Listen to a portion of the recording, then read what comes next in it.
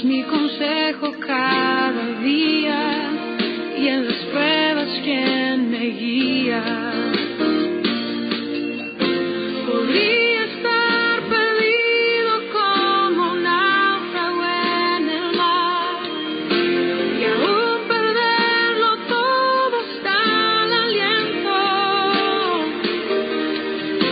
Podría estar hambriento como un niño sin hogar, pero yo sé que tu palabra siempre a mí me sostendrá.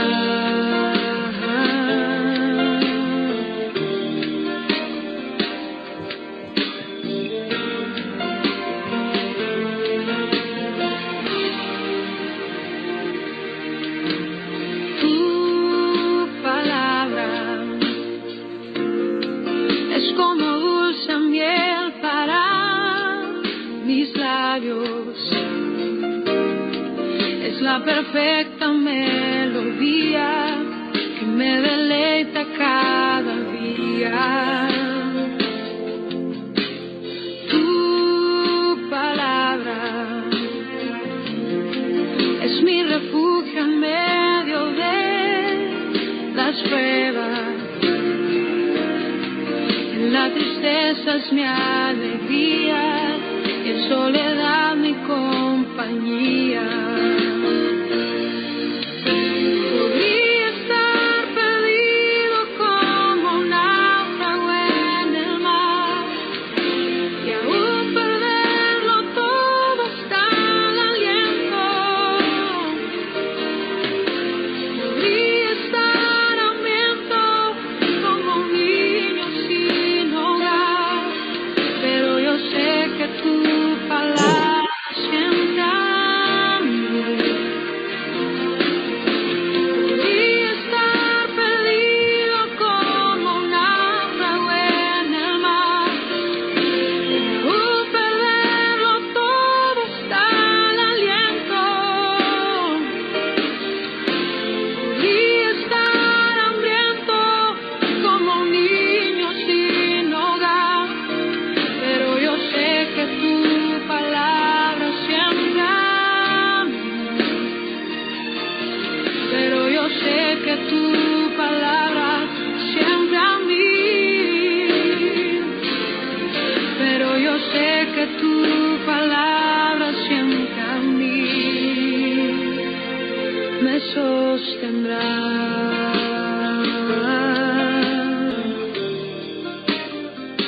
Tu palabra, Señor.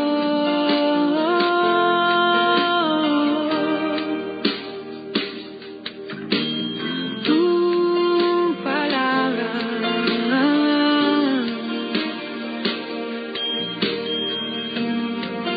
siempre me sostendrá.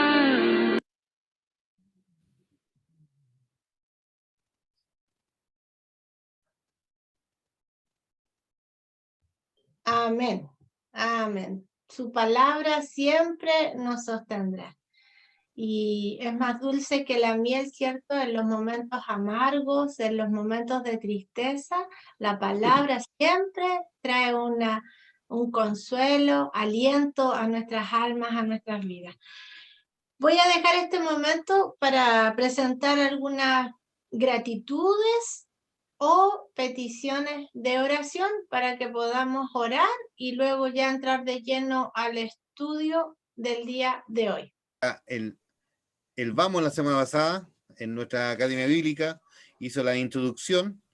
Por lo tanto, hoy comenzamos con esta serie. Bueno, la serie que vamos a ir siguiendo, mis hermanos, yo creo que lo anoten ahí. Es la palabra clave de todo el libro de Hechos de los Apóstoles, es la palabra testimonio. ¿Ya? El versículo clave de todo el libro es Hechos 1:8. ¿Ya? ¿Qué dice Hechos 1:8? Dice, pero recibiréis poder cuando venga el Espíritu Santo, me seréis testigos en Jerusalén, Judea, Samaria y hasta lo último de la tierra. Entonces, partir que ese es el texto clave de todo el libro, ya poder decir que allí también está la palabra clave del libro. ¿Cuál es la palabra clave del libro? Testigo, testimonio. Y los originales, o la mirada de allí del griego, por ejemplo, testigo, allí también tiene la aseveración de mártires, me seréis mis mártires. Entonces, me seréis testigos o mis mártires en Jerusalén, Judea, Samaria y hasta lo último de la tierra. Por lo tanto, toda esta serie de la Academia Bíblica del libro de los Hechos de los Apóstoles tiene que ver con la palabra clave testimonio. Testimonio, pero hasta lo último de la tierra. Por lo tanto, cada serie, cada lección que vamos a ir exponiendo, aquí la pastora, hermano Luis, mi persona, vamos a seguir bajo esa serie. En otras palabras, esa es la línea melódica de todo el texto del libro de los Hechos de los Apóstoles. También decir que esto es un libro narrativo histórico, donde viene, hay un comienzo, un desarrollo, y obviamente no hay una clausura, porque nosotros somos parte de esta historia que se escribió en el primer siglo. Bueno, para partir es importante, yo le voy a enseñar, hermana Ruth, hermana Gloria, todos los que están aquí, mis seguidores del Señor, es orando la palabra. Vamos a leer, hoy día me va a corresponder exponer solamente los primeros 5 versículos, y vamos a hacer un paralelo con el mismo libro del Evangelio de Lucas. Vamos a leer las 2 introducciones, ¿ya? Pero para poder orar la palabra, por ejemplo, uno cuando va al texto, de repente uno no entiende nada, ¿cierto? Y es importante que allí leamos más de una versión, lo recomendable, ¿ya? Para que de esa manera, ya en el lenguaje español siempre tenemos variedad de conceptos, y aquí yo tengo una Biblia que tiene 4 versiones simultáneas. Entonces yo abro mi Biblia, la primera versión que tengo ahí en mi columna es la 1960, después viene la 1995, después viene la Dios habla hoy, y después viene un lenguaje sencillo. Si usted logra ver ahí, alcanza a ver, ¿no? Ahí estoy mostrando en la pantalla. Entonces, esas son las formas paralelas. Recién el hermano Luis me compartía que tiene un Nuevo Testamento ahí de Dios llega al hombre, ¿cómo es?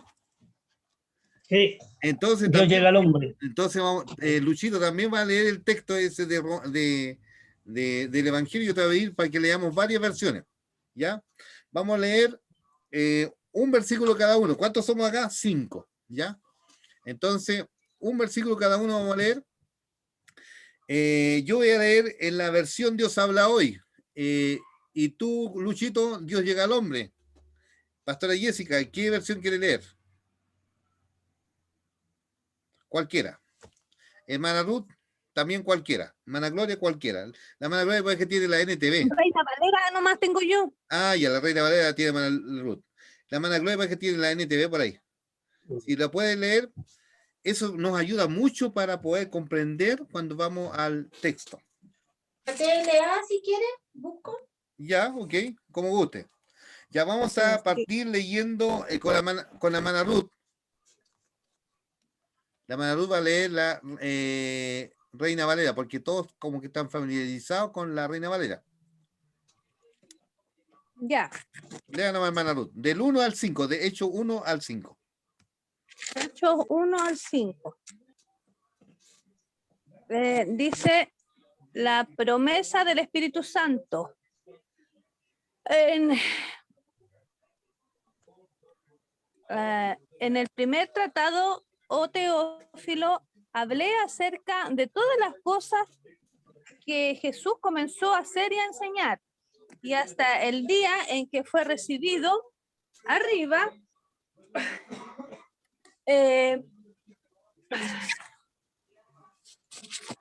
después de haber dado mandamientos por el Espíritu Santo a los apóstoles que había escogido, a quienes también después de haber padecido se presentó vivo, con muchas pruebas indubitables, apareciéndoseles durante 40 días y hablándoles acerca del reino de Dios. Y estando juntos les mandó que no se fueran de Jerusalén, sino que esperasen la promesa del Padre, la cual les dijo: oísteis de mí. Porque Juan ciertamente bautizó con agua, mas vosotros seréis bautizados con el Espíritu Santo dentro de no muchos días. Luis, sigamos con los dos jóvenes adultos. ¿Hasta qué versículo? Del 1 al 5. Ya no más. En mi primer libro, excelentísimo Teófilo, escribí acerca de todo lo que Jesús había hecho y enseñado desde el principio y hasta el día en que subió al cielo. Antes de irse, escogió a sus apóstoles y por medio del Espíritu Santo le dio instrucciones sobre lo que debían hacer.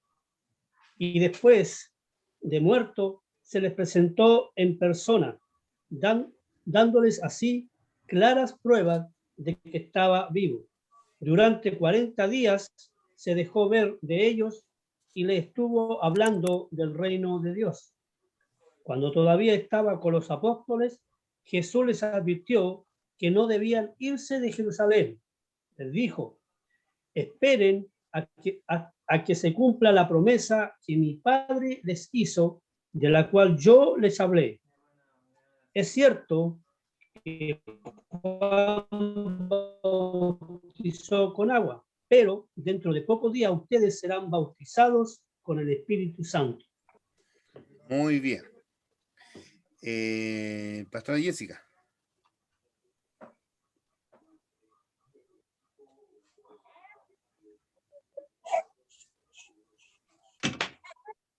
Los computadores deberían venir con control remoto, ¿cierto?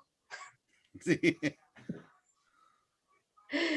Dice así, traducción lenguaje actual.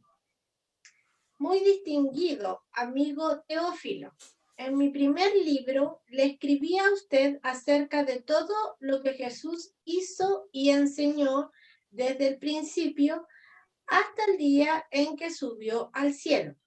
Jesús murió en una cruz, pero resucitó y luego se apareció a los apóstoles que había elegido. Durante 40 días les demostró que realmente estaba vivo y siguió hablándoles del reino de Dios. Un día en que estaban todos juntos, Jesús, con el poder del Espíritu Santo, les ordenó: no salgan de Jerusalén, esperen aquí hasta que Dios, mi Padre, cumpla su promesa de la cual yo les hablé. Juan bautizaba con agua, pero dentro de poco tiempo Dios los bautizará con el Espíritu Santo. Gracias. Hermana Gloria. Amén. NTV. NTV dice: la promesa del Espíritu Santo. Teófilo, en mi primer libro te relaté todo lo que Jesús comenzó a hacer y a enseñar hasta el día que fue llevado al cielo, después de haberles dado a sus apóstoles escogidos instrucciones adicionales por medio del Espíritu Santo. Durante los 40 días después de que sufrió y murió, Cristo se apareció varias veces a los apóstoles y le demostró con muchas pruebas convincentes que él realmente estaba vivo, y les habló del reino de Dios. Una vez, mientras comía con ellos, les ordenó: no se vayan de Jerusalén hasta que el Padre les envíe el regalo que les prometí, tal como les dije antes. Juan bautizaba con agua, pero en unos cuantos días ustedes serán bautizados con el Espíritu Santo. Ya. Yo leo la Dios ha hablado, y que dice así: en el primer libro, excelentísimo Teófilo, escribí acerca de todo lo que Jesús había hecho y enseñado desde el principio, hasta el día en que subió al cielo. Antes de irse, por medio del Espíritu Santo, dio instrucciones a los apóstoles que había escogido respecto a todo lo que debía hacer. Y después de muerto, se presentó en persona, dándoles así claras pruebas que estaba vivo. Durante 40 días se dejó ver por ellos y le estuvo hablando del reino de Dios. Cuando todavía estaba con los apóstoles, Jesús les advirtió que no debían irse de Jerusalén. Les dijo: esperen a que se cumpla la promesa de mi Padre les hizo, del cual yo les hablé.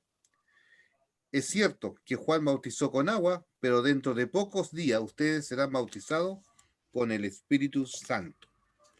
Bueno, hoy vamos a aprender a orar la palabra. Vamos a aprender tres principios que me gustaría que allí anotaran para poder, de tal manera que uno dice, ¿cómo puedo orar la palabra? ¿Cómo puedo orar conforme a la palabra del Señor? Primero tienen que, cuando tú oras al Señor y pides la dirección de tu Espíritu Santo, poder decir la exégesis orando la palabra, lo primero que tiene que hacer es, tiene que orar bajo lo que dice el texto bíblico. Entonces tú oras conforme al texto bíblico.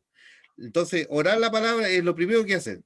Hay que hacer una oración inspirada en el texto escrito, ¿ya? Entonces la idea es que tú elijas un versículo de los primeros 5 que leímos y hacer una oración al Señor. Lo segundo es que debemos hacer una oración en primera persona, ¿ya? Ya de acuerdo al texto. Y en tercer lugar, una oración breve. Yo le voy a explicar, por ejemplo, yo leo el pasaje aquí y bueno, estoy orando, estoy estudiando la Biblia, estoy leyendo, lo vuelvo a leer, lo leo en varias versiones y por ejemplo, aquí en el primer versículo yo voy a demostrar una oración al Señor, a ustedes por ejemplo. Y digo de esta manera, Señor, necesitamos aprender de tu ejemplo, cómo tú mostraste haciendo y enseñando tu palabra. Es decir, cómo yo puedo orar, hacer esa oración al Señor. Señor, necesitamos aprender de Jesús, cómo Él demostró haciendo y enseñando la palabra, o viviendo el Evangelio. Ya, eso es una manera de ir leyendo. Yo leo el texto, por ejemplo, acá dice, en el primer tratado Teófilo, hablé acerca de las cosas que Jesús comenzó a hacer y a enseñar. Entonces yo allí bajo ese versículo puedo orar al Señor. Señor, ayúdanos a ser como Jesús, porque lo demostró y fue consecuente con su enseñanza. También puedo decir de esa manera. Entonces vamos leyendo y avanzando los versículos y vamos orando. Así que, ¿entendieron? No sé si pude explicarme bien. Son 3 maneras. Es decir, cuando oro la palabra, hago una oración inspirada bajo lo que ya dice el texto, ¿ya? Hago como una paráfrasis y en segundo lugar hago una oración en primera persona y son oraciones breves. De tal manera que eso, cuando uno empieza a hacer ese ejercicio de la palabra, uno empieza ya a hacerse amigo de la escritura. Así que, ¿quién se atreve a consultar o me expliqué medio enredado? Emma Ru, ¿me entendió, no? Entendí 2 cosas, que tengo que hacer una oración de acuerdo a lo que entendí de la palabra, ¿Sí, y la otra parte, una oración personalizada, no, que me imagino que sí, no, entendí sí. bien. Ya, le explico. Entonces, mire, son 3 principios. Que yo cuando me acerco al Señor a orar o estoy estudiando la palabra, yo debo orar conforme a lo que la palabra está diciendo. ¿Ya? Entonces, hago de esta manera, hago este ejercicio de acuerdo a la oración del texto, lo que está allí diciendo el texto. Tomo el versículo y bajo ese texto yo oro, bajo esa inspiración. ¿Ya? Entonces, en segundo lugar, lo debo hacer en primera persona, aplicado a mí. Ah, ya. En primera persona. Y en tercer lugar, oraciones breves. Ya. Entonces, ¿qué pasa? Como dice el Señor, cuando oréis, no haga vanas repeticiones. Me impide a que caiga en palabrería, sino que hago oraciones breves. Entonces, ¿qué es lo que yo hice? Una demostración ahora acá. Al leer el versículo 1, por ejemplo, dice, allí yo leí, dice en el primer tratado Teófilo, escribí acerca de las cosas que Jesús empezó o hizo y fue enseñado desde el principio. ¿Y qué es lo que hice yo ahí? Dije de esta manera, Señor, ayúdanos a ser como tú, que demostraste con tu vida, siendo ejemplo en palabra y en hecho. ¿Me entiendes? Entonces, uno ora de acuerdo a eso, es decir, una frase corta. Bueno, eso yo le comparto esto como una manera de que cuando te acercas y no entiende nada, empieza a orar al Señor, porque el Señor se revela por medio de su palabra, ¿ya? Eso como una herramienta de devocional para quienes estamos allí familiarizados con la Escritura. Es bueno que anote estos tres puntos. Entonces es importante que oremos la palabra. Bueno, yo al seguir leyendo ese pasaje puedo encontrar otro pasaje. Por ejemplo, dice ahí, gracias a Dios, según el versículo 3 dice, gracias a Dios porque tú revelas tu reino por Cristo en forma natural y sobrenatural. Señor, te agradecemos por lo que prometiste por medio de tu Espíritu Santo, tu compañía. Entonces, yo estoy orando a lo que dice el texto. ¿Se acuerdan que dice, esperen porque yo le voy a enviar el Consolador, el Espíritu Santo? Entonces yo estoy orando conforme a lo que dice el texto, no lo que se me ocurrió, sino que conforme a lo que la Biblia dice. Y allí en el verso del verso 2 y 3 dice, Padre, te agradezco por tu palabra, que tu Hijo, allí donde se registra que venció la muerte y dio mandamiento a sus seguidores para que lleven el mensaje y naciera la iglesia. Entonces, es importante que yo estoy parafraseando y orando a lo que dice el texto. Bueno, de esa manera poder orar, hacer como pequeño ejercicio, yo lo voy a mandar en su WhatsApp, esos 3 puntos para poder hacerlo, para que lo hagan en la semana. Después cuando termine la clase, yo lo voy a reforzar en ese sentido. Bueno, oremos al Señor, pues. Padre, muchas gracias por esta bendición de acercarnos a tu texto y queremos, Señor, sacar el mayor provecho en este día. Gracias por este momento especial que nos insta de entender cómo comenzó la iglesia primitiva. Gracias por lo que tú estás haciendo en medio nuestro. En Cristo Jesús. Amén. Sandrita, te voy a pedir que lea Lucas 1. Vamos a hacer el comparado que hicimos con Hechos. Sandrita, si nos puede leer Lucas 1, del 1 al 4. Sí, del 1 al 4. Y fíjense como ya vamos a estudiar el libro de los Hechos, pero vamos a hacer el comparado con lo que dice Lucas del 1 al 4. Sigan también la lectura ahí. Puesto que ya muchos han tratado de poner en orden la historia de las cosas que entre nosotros han sido ciertísimas, tal como nos la enseñaron los que desde el principio lo vieron con sus ojos y fueron ministros de la palabra. Me ha parecido también a mí, después de haber investigado con diligencia todas las cosas de sus orígenes,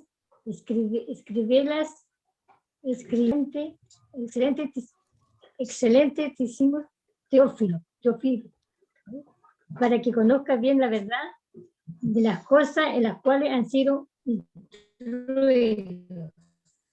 Muy bien. Muy bien. Yo leo de esta manera, dice, puesto que ya muchos han tratado de poner en orden la historia de las cosas que, dice, las cosas entre nosotros ha sido ciertísima, tal como nos lo enseñaron los que desde el principio lo vieron con sus ojos y fueron ministros de la palabra. Me ha parecido también a mí, después de haber investigado con diligencia todas estas cosas, su origen, escribiéndola por orden, oh excelentísimo Teófilo, para que conozcas bien la verdad de las cuales ha sido instruido. Bueno, si vemos el comparado aquí de ambos, de Hechos y de Lucas, ¿ya? ¿A quién va dirigido estos escritos?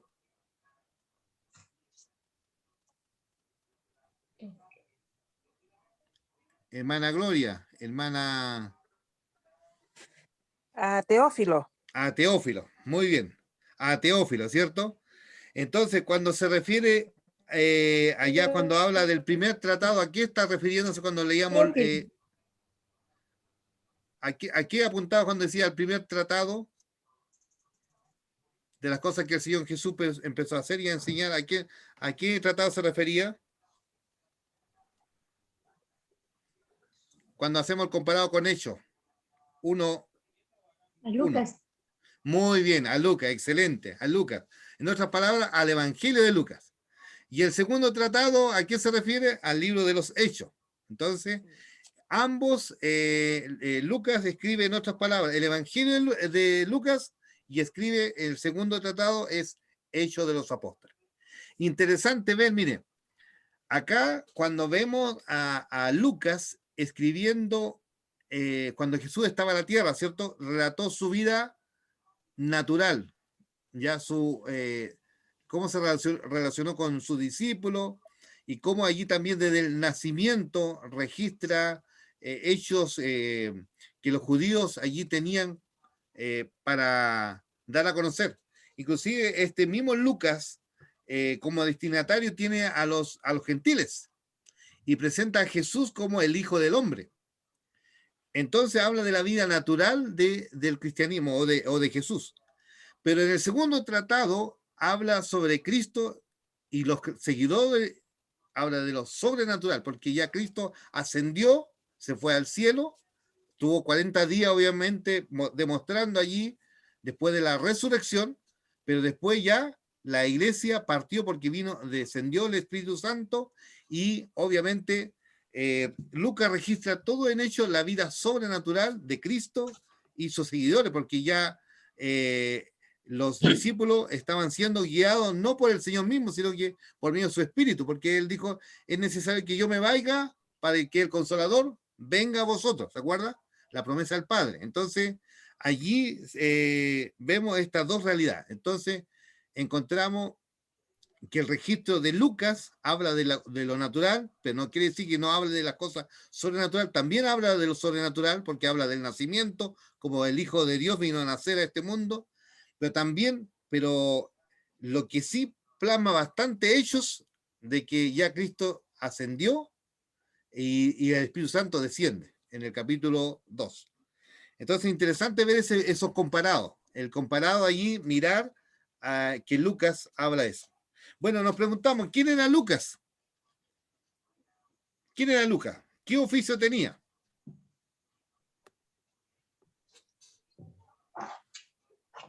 ¿Doctor?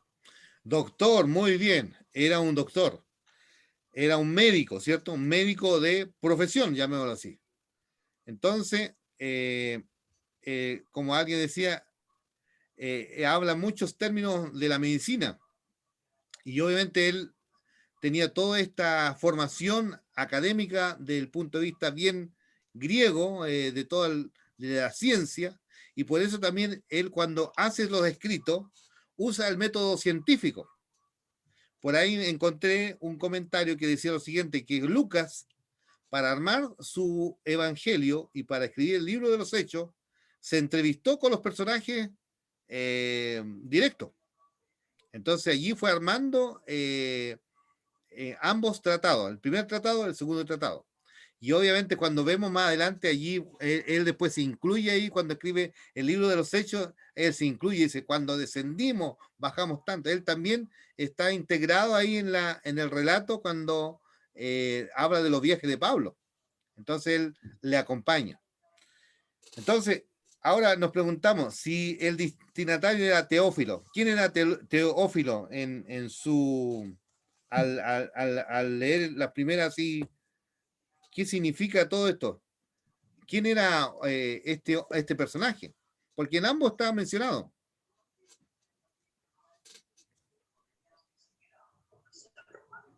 Bueno, Teófilo viene de un concepto de Teo, Dios, amigo de Dios, como alguien dijo, era un amigo de Dios. Y hay varias posibles que hablan de ser una persona destinatario, un político, posiblemente sea, dice, y que tenga un rango de conocimiento ahí del cristianismo, y por supuesto le dedica estos documentos a él, donde obviamente él, con toda su influencia política, también el evangelio se transmite a través de él. por medio de lo que Lucas investiga y le entrega este tratado. Entonces, Teófilo, llamémoslo así, que era un personaje público, llamémoslo así como un destinatario, un político de entonces, en ese tiempo. Entonces, cómo el Evangelio llega a esas entidades, a gente académica, llamémoslo así. Entonces, si Lucas era médico, se movía, como dice, entre su grupo. Entonces, imagínense, en el mundo de la ciencia, él obviamente, como hombre de ciencia también, le entrega estos trabajos, este evangelio, a este destinatario, Teófilo. Bueno, uno puede decir y puede preguntar acá, ¿qué aprende usted en cuanto de estas ambas introducciones que está haciendo Lucas? ¿Qué podemos aprender? ¿Qué conclusiones usted puede decir al leer estos primeros, tanto Lucas como en este comparado y Hechos?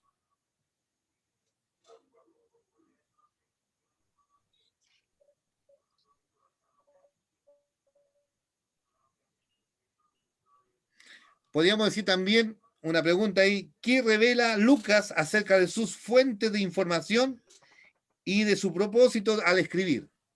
¿Ya? Podemos decir eso también. ¿Qué revela Lucas acerca de su fuente de información y su propósito al escribir ambos libros?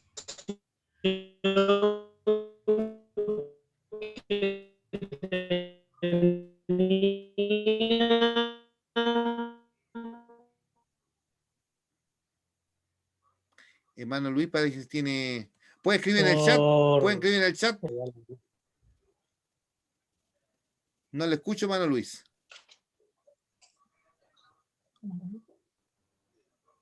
No, es que había en Lucas, el primer pasaje que habla más o menos de que la preocupación que tenía Lucas de ser lo más certero en cuanto a la verdad, y no salirse más allá de la... O sea, en el fondo, dando, si uno lo buscara por otro lado, está diciendo, cuidado con la enseñanza que uno entrega.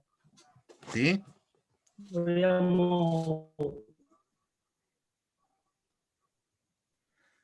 Se va la señal, Luchito.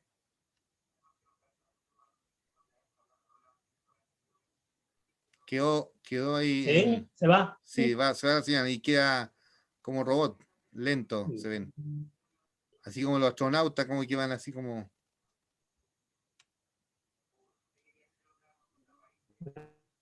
Ya, la idea que ¿Podría bloquear la imagen para que se escuche mejor? Sí, bloquea la imagen y... Apague la cámara. La cámara, no el micrófono. Apague la cámara para que se escuche mejor. El internet muy bajo. Ya. No sé. Ahí sí se escucha. ¿Se escucha? Ahora sí, sí. ¿Se escucha bien? Ahora sí. Dale nomás. No, de que hablaba del pasaje de Lucas, de que cuán cuidadoso era Lucas de entregar la verdad. Yo creo que ahí Lucas sin duda era una persona que realmente se preocupaba de ver los más detalles, o sea, lo más cercano a la palabra, a la verdad, que trató de siempre, yo creo, cuidar la verdad de lo que él había visto o la información que él sacó por otros lados, siempre trató de en el fondo, o sea, él dando, si uno lo ve, quizá en estos tiempos, un poco el tema de cuidado con las malas enseñanzas que de repente uno entrega. Eso, Sí. o sea, en el fondo está diciendo cuidado, sea algo más.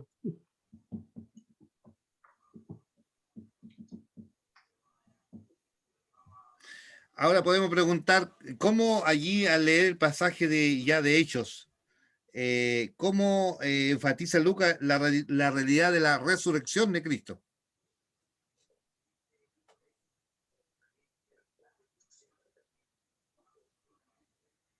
Pastora Jessica, ¿quién otro más opina? La idea es que sea interactivo.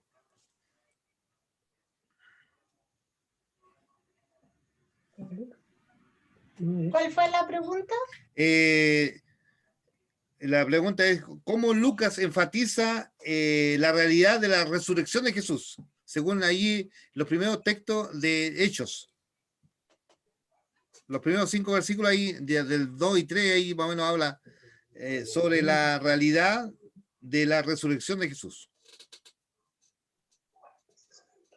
Bueno, yo creo, estoy de acuerdo con lo que dice el hermano Luis. En el fondo, más que nada, Lucas se preocupa de que se certifique la veracidad de los hechos.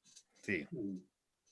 De alguna manera, él, igual como científico, también quería tener pruebas, digamos, físicas y tangibles de que esto no solamente era algo que se transmitía como de personas que eran fanáticas o religiosas, sino que personas que realmente estuvieron con él, porque bueno, acá en esta parte no lo dice, pero hay una parte que habla de que más de 500 personas lo vieron antes de que él ascendiera. Entonces, Lucas estaba muy preocupado de que la veracidad de estos hechos pudieran ser transmitidos, ojalá lo más literal posible. Sí, exactamente. Para que no existiera ninguna duda de que Dios se había hecho hombre y había caminado entre nosotros y ellos habían caminado con él. Lo más maravilloso, o sea, ellos realmente lo vivieron. Sí, sí. Realmente ellos fueron testigos oculares, eso es lo más maravilloso. Exactamente, sí. Por Lo eso que hemos visto. Exacto, por eso mismo que, bueno, me voy a salir un poco del tema, pero por eso mismo que nosotros en nuestros tiempos no hablamos de que el apóstol Luis Mariqueo, porque realmente el apóstol es aquel que vio, estuvo, vivió. Realmente los apóstoles fueron 12, o podríamos decir 13, porque ustedes saben que, bueno, Judas, y después se eligió a Matías, pero los testigos oculares fueron los apóstoles. En nuestros tiempos no hay ningún testigo ocular, porque obviamente nadie ha caminado todavía. Nosotros tenemos la esperanza de que vamos a caminar con él, obviamente que caminamos con él espiritualmente, pero no físicamente como lo hicieron ellos. Sí, exactamente. Qué lindo poder mira, le voy a compartir las preguntas mejor. A ver, son muchas donde me permite la interacción. Voy a mandarle la mano a Ruth, también y donde nos permite ir dialogando, teniendo las preguntas nos permite ir dialogando. A lo mejor no todas, pero poder allí reforzar, y con esto vamos analizando más bien esta conversación. Hermana Gloria, ¿un comentario sobre esta misma pregunta? Bueno, aquí en Hechos de los Apóstoles, como decía la pastora Jessica, Lucas trata de describirle lo más claro, con convicción de que después que Cristo falleció, ¿cierto? Que murió y resucitó después de los 40 días, apareció muchas veces a los apóstoles. Sí. Entonces, con señales vivas de que realmente él estaba vivo. Entonces, eso le hacía bien, le decía a Teófilo para que no dudara en nada, que eso era así. Qué bien. Qué bueno el análisis. Entonces, cuando vamos haciendo esta mirada, digamos, estos primeros, mire, ¿saben? Hemos estado trabajando con estos 5 versículos, de hecho, pero también hemos hecho el comparado con Lucas, pero cómo le hemos sacado harto provecho, ¿no? De lo que implica todo esto de cómo el Señor allí, después que Él resucita, está 40 días más, y después pasaron 10 días más, vino el Espíritu Santo. Es decir, pues se llama Pentecostés, 50 días después. Bueno, un día con la Jessica va haciendo eso de la fiesta de los judíos, ¿cierto? Para que de las primicias, todo eso, para hacer todo ese comparado también, repetir esta palabra de los comparados de cómo sucede el Pentecostés. Inclusive podíamos, nosotros, así como celebramos el otro día la resurrección, podíamos también celebrar la venida del Espíritu Santo. Un culto de, ¿se imagina esto de, al estudiar el libro de los Hechos, ponerlo en práctica? En 50 días más podemos celebrar el Pentecostés.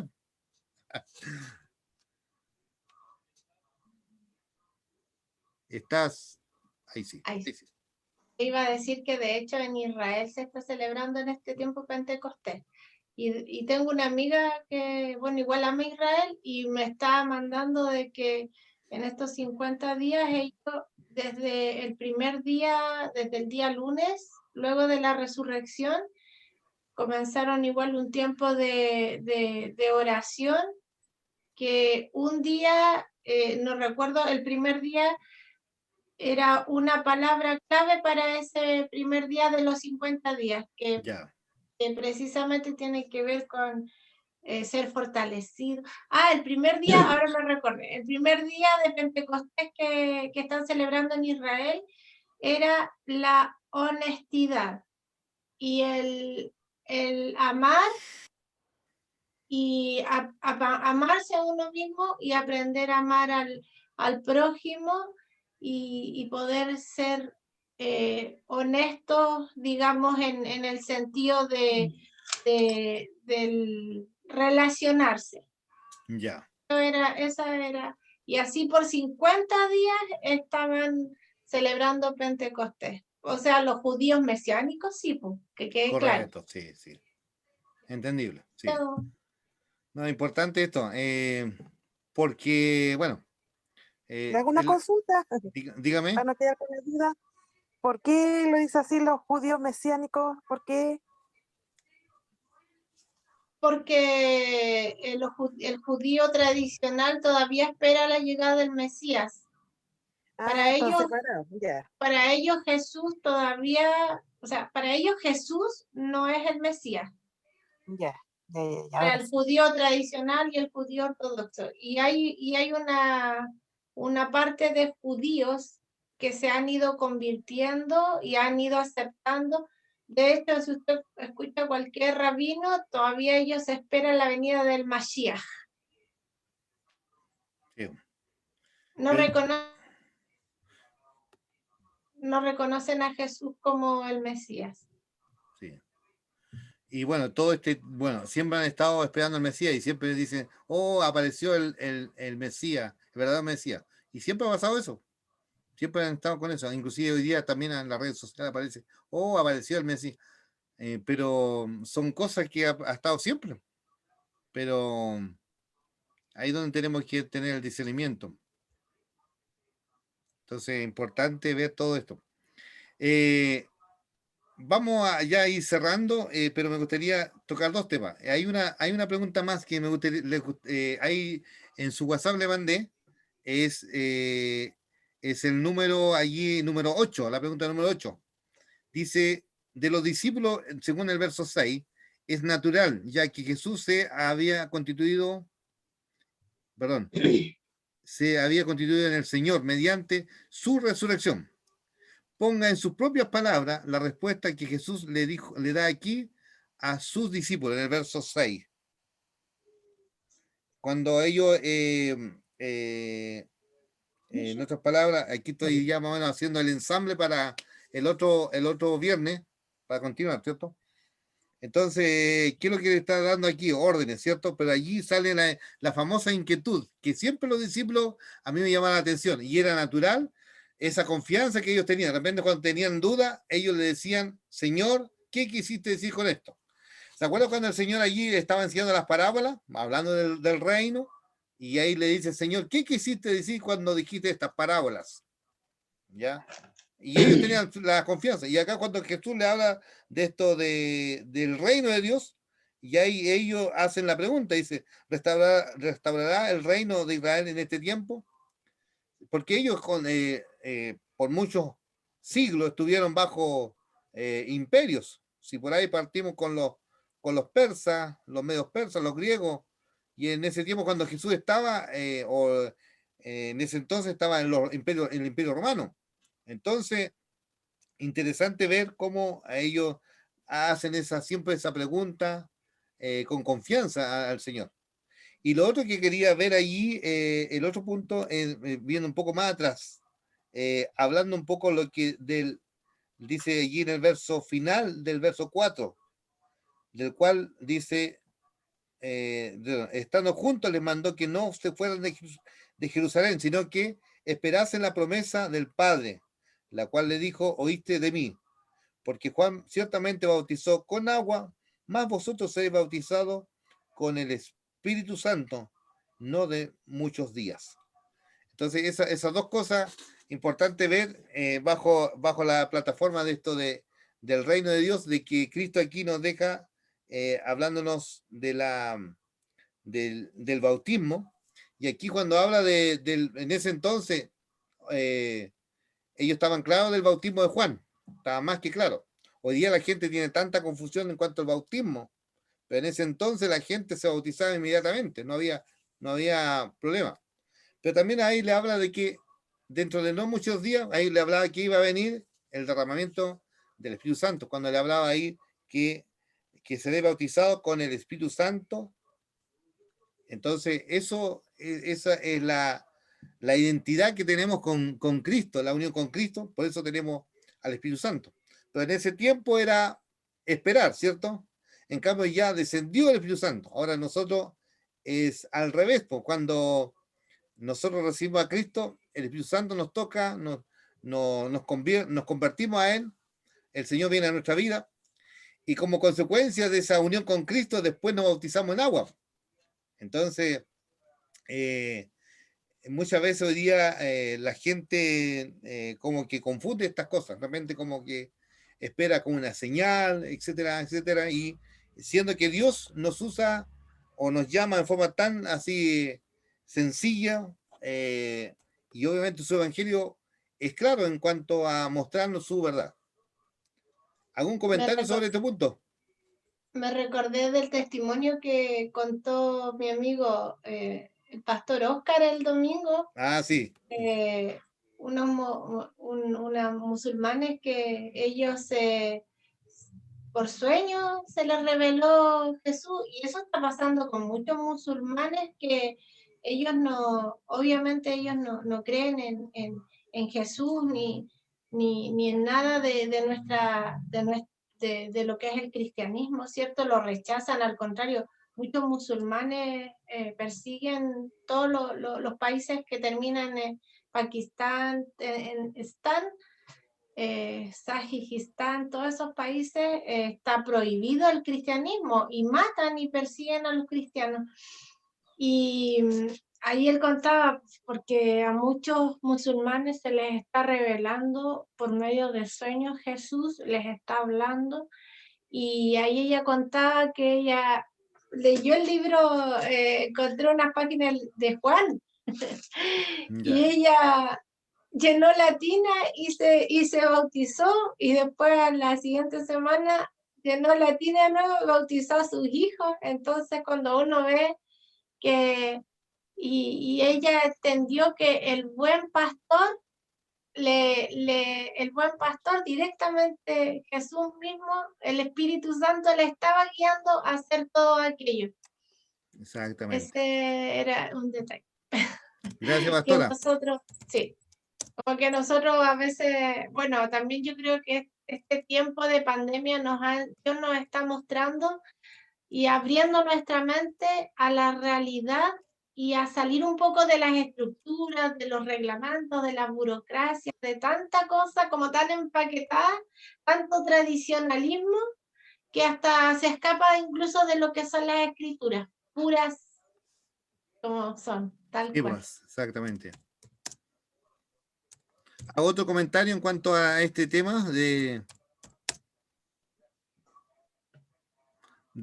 bueno, me gustaría que allí enfaticemos un poco más en el verso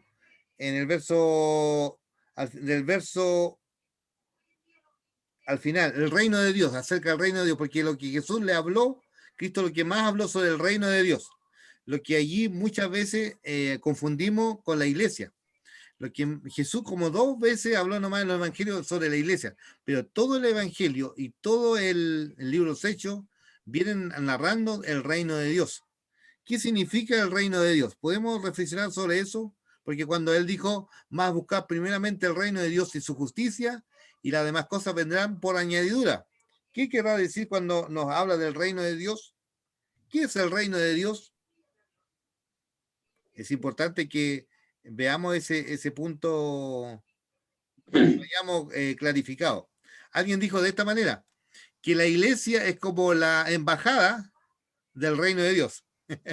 Es como la iglesia, nosotros somos la iglesia, ¿cierto? No somos la iglesia visible, pero también está la iglesia universal, donde somos los creyentes a través de la historia, a través de que está en todo el mundo, pero Dios usa su iglesia. Pero nosotros estamos llamados para mostrar el reino de Dios en este tiempo. Entonces, ¿qué quiere decir el reino de Dios? Así que reflexionemos sobre ese punto, porque una de las cosas que trajo duda ahí, por eso hacen la pregunta número 6, por eso leí el 6, porque está allí Jesús abordando el tema del reino de Dios, ahí al final del verso 3, cuando le dice que a quienes también después de haber padecido, se presentó vivo con muchas pruebas indubitables, apareciéndoles durante 40 días y hablándoles acerca del reino de Dios. Entonces preguntamos, ¿qué es el reino de Dios? Yo creo, para mí el reino de Dios es Dios hecho hombre, y que Jesús, ¿cierto?, vino a morir por nosotros, por nuestros pecados, ¿Ya? que nos dio vida juntamente con Él. Ya. ¿Recuerdan cuando el mismo Señor, cuando principió su ministerio, dijo, el reino de Dios se ha acercado, arrepentido, creed en el evangelio? Entonces, gracias, hermana Gloria.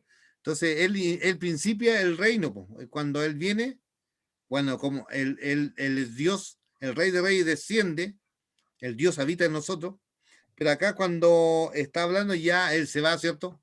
El Espíritu Santo continúa con nosotros, obrando en nuestra vida, y Pablo más adelante dice en otro texto, dice que el reino de Dios no es comida ni bebida, sino que gozo en el Espíritu Santo, no es comida ni bebida. Entonces Dios ha venido a morar, a reinar en nuestra vida. ¿Se acuerdan que en el Antiguo Testamento Dios gobernaba, su presencia se manifestaba allí en el templo, en el tabernáculo? Pero Dios ahora viene a morar en tu vida y en mi vida, por hermano. Entonces, donde quiera que está la iglesia, donde quiera que estemos, Dios está en medio nuestro. Y ahí estamos manifestando el reino de Dios. ¿Ya? Luchito, ¿algún comentario? Pastora Jessica, hermana Ruth. Es que no me quedó claro qué es el reino de Dios. Ya, entonces... Es que Dios está en medio de nosotros. Ya, ¿Eso? sí, exactamente, sí. Entonces, el reino de Dios, que Dios quiere gobernar. Por ejemplo, una de las cosas que muchas veces hablamos siempre de que Dios es Salvador, ¿cierto? Pero Dios también es Señor. Cuando decimos que Él es Señor, es que Él gobierna, ¿ya? Por lo tanto, nosotros declaramos que ya mi vida no se manda solo, sino que está bajo el señorío de Cristo. Cristo viene a morar. Entonces el reino de Dios, a la luz de la Escritura, tiene esta, llamémoslo así, como 3 fases. Cuando Cristo comenzó, cuando vino a este mundo, en su desarrollo, cuando Él mandó al Espíritu Santo, pero un día viviremos el reino de Dios cara a cara, por la eternidad, como el Rey de Reyes y Señor de Señores. Entonces, vamos en ese punto como gradual. Es como también nuestra vida santificada. El Señor declara que somos santos, pero vamos en ese proceso, ¿ya? No es que estamos perfectos ahí, cada día estamos luchando con nuestra naturaleza de pecado. Entonces, pero también el reino de Dios está trabajando en nuestra vida, ¿ya? Cristo es el Señor, por eso cuando hablamos, Él es el Señor, cuando Él es el dueño, Él gobierna nuestra vida. Y por eso más adelante, cuando desarrollemos esto del reino de Dios, porque vamos a ir viendo la próxima clase, yo creo que ya a él le corresponde a la pastora Jessica, va a trabajar en definir un poco más qué significa el reino de Dios, va a quedar más que claro. Porque el reino de Dios allí habla un poco que no es frontera, no es territorio, sino que es mucho más que eso. Entonces, allí en la Escritura Jesús usó mucho las parábolas para graficar el reino de Dios, porque habían parábolas que también hablaban, que definían qué era el reino de Dios, pero también eran parábolas que también demostraban las características de los seguidores que debían tener quienes pertenecemos en el reino de Dios. Entonces, tanto sus enseñanzas, tanto su milagro, ¿ya? Su predicación, todo giraba en torno al reino de Dios. Entonces, Cristo, cuando vino a este mundo de Manarut, hizo dos cosas. Proclamó el reino de Dios y lo demostró. ¿Cómo lo demostró? Con milagro, con su poder. Entonces, como él es como el Señor, como el Rey de Reyes y Señor de Señores. No sé si me logré explicar. Sí, Entonces, sí. ya ese reino está hoy día en tu vida y en mi vida por medio de su Espíritu Santo. Un detalle. Dele, hermano. El reino de Dios estuvo entre nosotros porque Jesús mismo era 100% hombre, pero él también era 100% Dios. Amén. Recuerden que Dios se hizo hombre para habitar entre nosotros. Entonces, desde el momento que Jesús caminó entre nosotros, literalmente el reino de Dios bajó a la tierra. Amén. Y caminó y habitó entre nosotros. Y ahí en Isaías 53 dice que no le reconocieron, le despreciaron. Sí, por... Y luego, cuando el Señor nos deja al Consolador, nos deja el Espíritu Santo, entonces Él dice, yo tengo que partir, pero les dejaré al Espíritu Santo.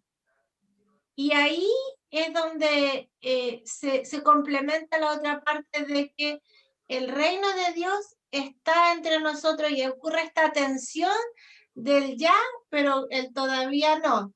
Sí. Porque Él va a regresar en gloria y en majestad para llevarnos con Él al reino, para el reino definitivo, digamos, para reinar con Él por la eternidad. Pero nosotros tenemos como hijos de Dios la promesa de su Espíritu Santo que mora en nosotros, por la cual todavía siguen ocurriendo los milagros, todavía seguimos viendo esa gracia de Dios entre nosotros, ese perdón, todas las manifestaciones de Dios. Porque si no fuera así, si el reino de Dios no estuviera entre nosotros, estaríamos, o sea, el mundo estaría todo condenado entonces. Sí. ¿Cierto? Exactamente. Pero tenemos el Espíritu Santo que está con nosotros y también dice que Él es la persona. La Biblia habla de la persona del Espíritu Santo. Eso nomás quería. Gracias, pastora Jessica. Bueno, aquí somos un equipo. La idea es que todos nosotros me van a Ruth, usted tenga la libertad cualquiera de interrumpirnos en la clase, de preguntar cuando no entiendan, hagan las consultas, ¿ya? Todo esto es una manera de que sea interactivo, porque la clase la hacemos todos juntos, ¿ya? Nosotros pasamos a ser moderadores de la lección acá nomás, donde nos preparamos para coordinar solamente el conocimiento, ¿ya? Que el Señor allí nos guíe. Y la interpretación, lo que hacemos, fíjese, hermana Ruth, hermana Gloria, hermano Luis, pastora Jessica, es una interpretación comunitaria. Por lo tanto, cuando vamos a la palabra del Señor, ¿qué es lo que estamos haciendo acá? Interpretando en forma comunitaria la palabra. Y allí donde aprendemos mucho más. Porque de repente uno lee un pasaje y de repente queda con esa pregunta. Y donde, por ejemplo, si yo tengo una mirada y otro lo va explicando o comentando, y ahí vamos siendo corregidos. Entonces, vamos aprendiendo todo. Y por eso hacemos el estudio en comunidad. Y lo encontramos, el Señor también se revela por medio de su palabra a su pueblo. Entonces, por eso hacemos este ejercicio de interpretación comunitaria. No sé si hay otra pregunta más, mis queridos. Así dejamos ensamblado la siguiente lección para el próximo viernes. Hermano Luis, ¿algún acercamiento? ¿Otra mirada más? Bueno, hoy día hemos abordado muchos aspectos ahí de la vida de Cristo, ¿no? Su vida natural, pero aquí como el Lucas nos pone como el acento ahí, la obra máxima de Cristo, ¿no? La cruz. Si bien es cierto, ahí habla de la resurrección, pero ¿por qué habla de la resurrección? Porque Cristo murió, fue sepultado y al tercer día resucitó.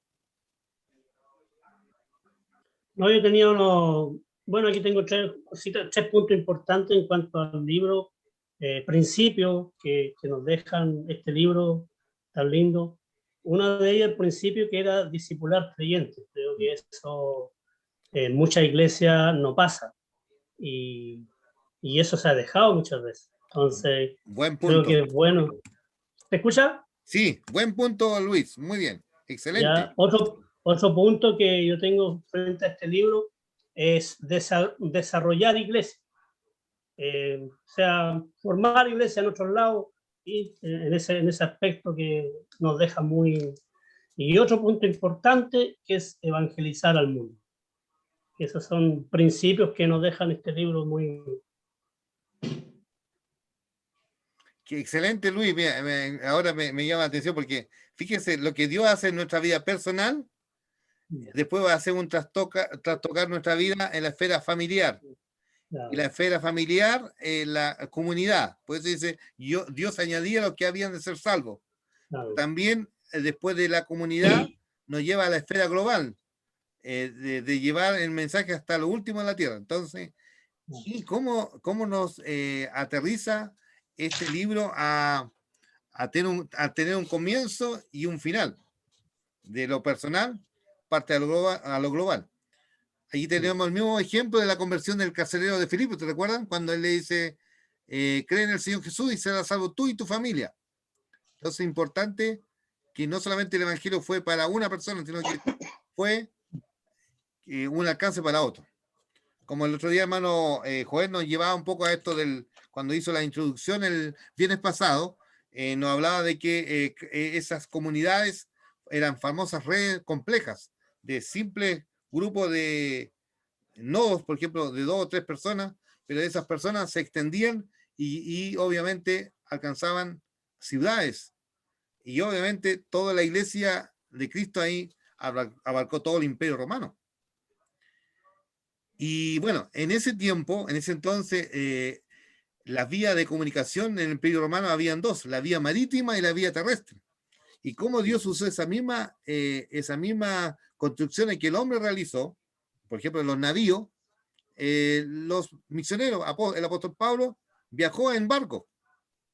Pero también esos mismos, como dicen, todos los caminos llegan a Roma, ¿recuerdan esa frase? Entonces, todos los caminos llegan a Roma. Esas carreteras, obviamente, esas rutas eran para la evangelización, donde unían pueblos y donde llegaban a ciudades estratégicas. Y allí se plantaban las iglesias. Entonces, ¿cómo va colocando un piso todo esto de esta famosa comunidad de discípulos, como dice hermano Luis, que hay que discipular? Había un principio ahí, hermano Luis, no sé si se lo compartió a usted, pero dice, todo lo que Jesús allí formó en cuanto a sus seguidores, dice, habla de que ellos, los que fueron líderes y plantaron iglesia, fueron cuidadosamente preparados por el Señor Jesús. Entonces, interesante lo que tú dices. Entonces, fueron cuidadosamente preparados por el Señor. ¿Se acuerdan que cuando el mismo Señor llamó a sus discípulos, dice que él pasó toda la noche orando porque él eligió, ¿cierto? Toda la noche orando. ¿Te imaginas eso? Que nosotros también, quienes estamos allí al frente de la obra del Señor, pasemos toda la noche orando para que podamos elegir a nuestros equipos. Entonces, ¿cómo debemos aprender del Señor? El Señor nos da el ejemplo. Hermano, entonces allí tenemos el otro ejemplo de que en un momento sus mismos discípulos dijeron, Señor, enséñanos a orar. Entonces, frente a todas estas cosas, es importante que nosotros manejemos estos principios, lo apliquemos. Hermano, le dejé ahí en el chat, no sé si vieron cómo partimos hoy día. ¿Lo vieron o no? No, pero... ¿Allá con el chat o no? Yo tengo una foto No, con en el chat. preguntas. Ah, foto con preguntas. No, yo coloqué ahí unas, orar la palabra, coloqué los 3 principios ahí que le di como tarea práctica para orar el texto. No sé si lo ven ahí en el chat. En el chat de su Sí, de yo sus lo vi. ya. ¿Cómo se llama el chat? El chat, tú estás en tu teléfono, ¿cierto, hermana? Sí. Va a ir cuando abre el Zoom, va donde ahí está participando. Entonces ahí pincha y ahí llega un mensajito ahí, ese que está amarillito, lo pincha y aparece la. Orar la palabra de Dios en. Ya. Entonces, Ujú. bueno, tienen que escribirlo porque después cuando apaguemos el Zoom, se va a desaparecer todo. Si lo pueden O puede anotar. tomarle un pantallazo para después escribirlo. También lo puede tomar un pantallazo, sí, también, sí. Sí. Sí. Pueden tomar un pantallazo. Entonces, ¿qué es lo que van a hacer hoy día? Pastora Jessica, ¿cuáles son tus versículos que va a desarrollar la próxima semana? Desde el 6 hasta el. 8. 6 al 8. Desde el 6 al 8. Entonces, mire, ustedes van a trabajar estos 2 versículos, 6, 7 y 8. Y van a estar haciendo este ejercicio un día, y ahí pueden sacar, mire, y comparten la próxima semana esa experiencia, cómo orar la palabra. Yo creo que. Son 3 versículos, pastor. ¿Ah? Son 3 versículos. Son 3 versículos. De un versículo podemos sacar varias oraciones, ¿ah? No solamente una.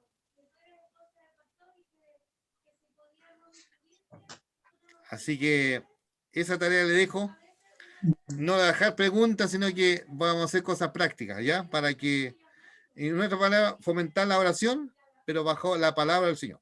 Entonces, ¿qué es lo que dice ahí? Una oración inspirada en el texto bíblico. 2, una oración en primera persona. Y en tercer lugar dice que debe hacerse una oración breve. Frases cortas. Ya, mis queridos. Hermana Ruth, nos despide en una oración final dando gracias al Señor por la jornada del día de hoy.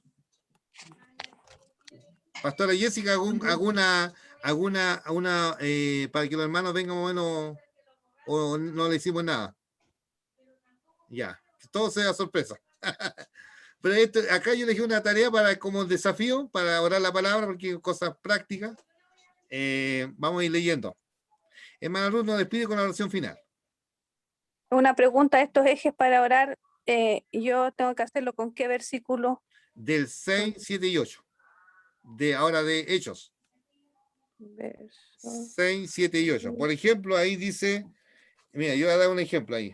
Por ejemplo, el 8 dice, me seréis testigo en Jerusalén, Judea, Samaria, hasta lo último de la tierra. Entonces yo puedo decir, Señor, ahora entiendo que soy tu discípulo para testificar no solamente aquí, en mi lugar donde vivo, en Arica, sino que en todo el mundo. ¿Me entiendes? Es una oración. Entonces está basado en el texto, está en primera persona y son oraciones breves.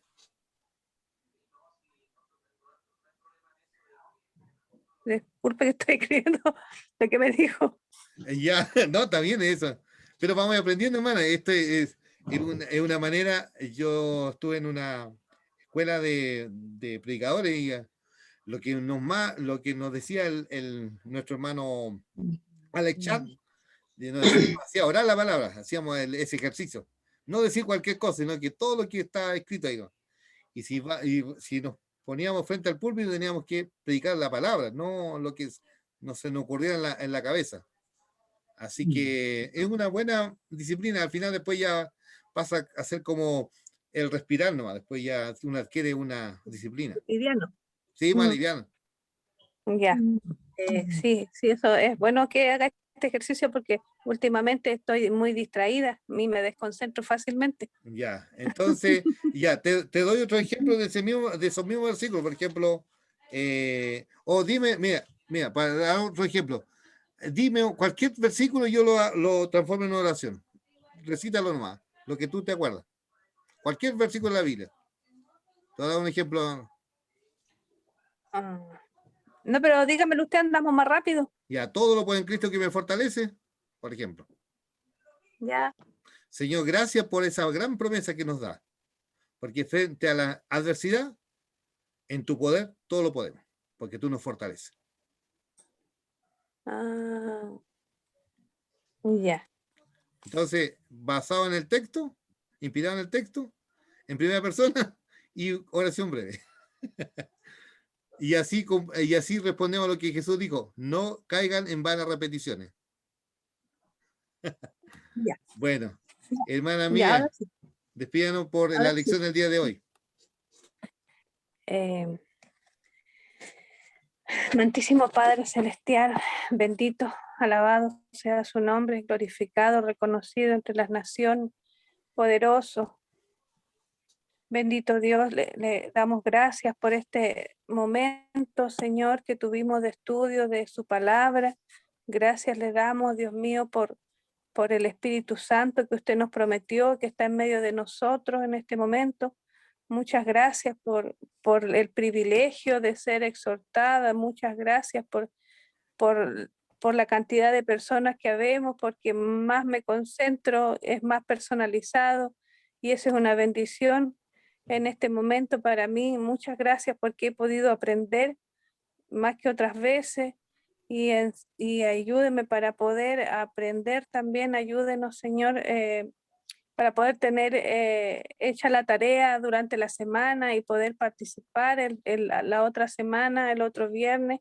Que dele gracia al que va a dirigir, Señor Jesús, el próximo viernes, y así como se hace esta reunión, Dios mío, entre todos, Dios mío, todos podamos aportar un granito de arena de su palabra. Muchas gracias por este momento de enriquecer nuestra vida espiritual, y todo esto lo oramos creyendo en su nombre, en Jesús, nuestro amado, divino y buen Salvador. Amén. Amén. Amén. Amén. Amén. Bueno.